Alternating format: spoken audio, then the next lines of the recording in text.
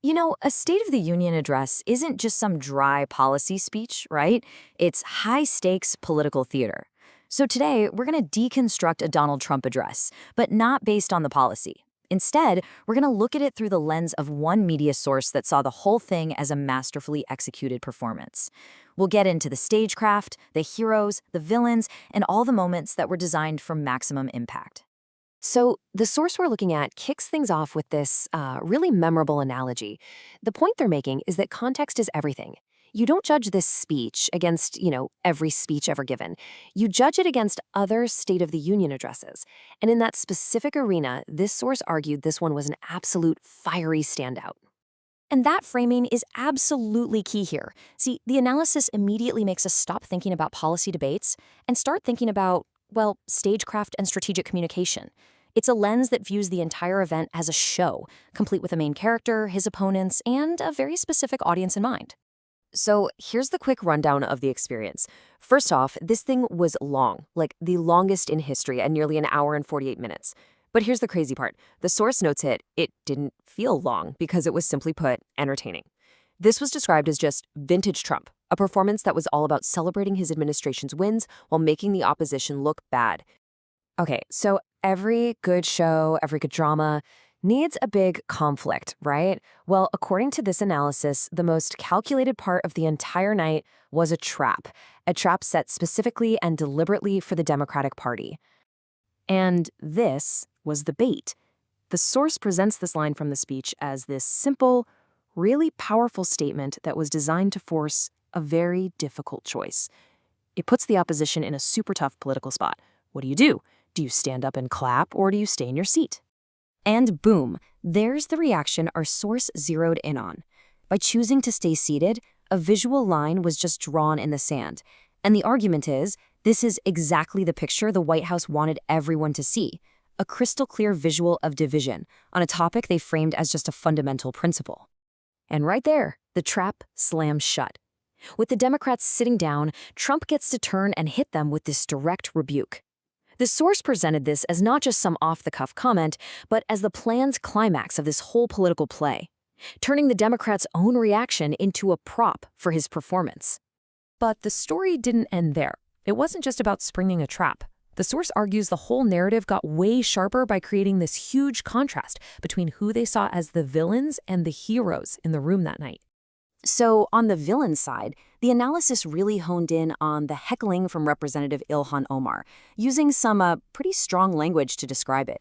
By comparing it to a comedian with Tourette's, the source basically framed her actions not just as dissent, but as this chaotic breakdown of decorum.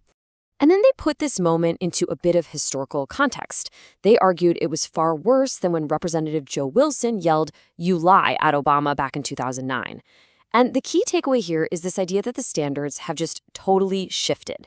What once caused a complete meltdown over proper behavior was now being seen by some, the source suggests, as hashtag goals, like a celebrated way to resist.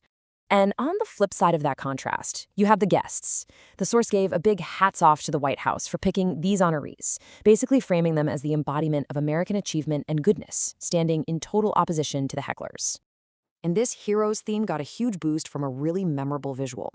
The U.S. men's Olympic hockey team showing up. This wasn't just a quick photo op.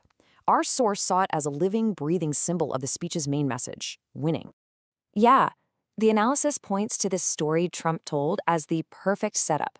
He's talking about people complaining they're winning too much, and then, like it was perfectly cued, he brings out a team of actual gold medalists to prove his point. This moment was also pointed out as just some really savvy stage management. I mean, think about it. Instead of making these athletes sit through a super long speech, they bring them in, give them their moment in the sun, and then get them right back out. It was all about maximum impact with minimum boredom for the champs. And the analysis added this great, kind of humanizing behind-the-scenes color. It paints this picture of these world-class athletes probably being incredibly hungover, just having the absolute time of their lives. And you just know they were heading straight to a DC bar the second they got out of there. It just adds this layer of relatable, good-natured fun to the whole thing. All right, so we've looked at the performance, the stagecraft, the heroes, the villains. But the big question remains, did any of it actually work? Well, the source then turns to the numbers to try and figure that out. And the first big piece of evidence they point to is a CNN poll from right after the speech. It found that a whopping 64% of viewers had a positive reaction. I mean, that's a solid majority, a really strong number for the White House to point to. But it wasn't just, oh, that was a good speech. The poll actually showed a real shift in what people thought. There was a 10-point bump in the number of viewers who believed the president's policies were taking the country in the right direction. So the speech wasn't just entertaining, it was actually persuasive. But, and this is a really crucial but, the source provided its own context here. They made it super clear that these instant polls, they're often skewed. Why? Well, because the people who are most likely to watch a president's speech in the first place are usually the ones who already like him. So, yeah, the numbers look good, but they definitely come with a big asterisk. And all of this kind of leaves us with one last big idea to chew on. This analysis really frames the whole State of the Union not as just one guy talking, but as this interactive show. It makes you think that the heckles, the silences, the applause, they aren't just reactions to the speech. They're actually part of the performance itself, maybe even planned for by the speaker. So it really makes you wonder, in today's politics, where does the speech end and where does the show begin?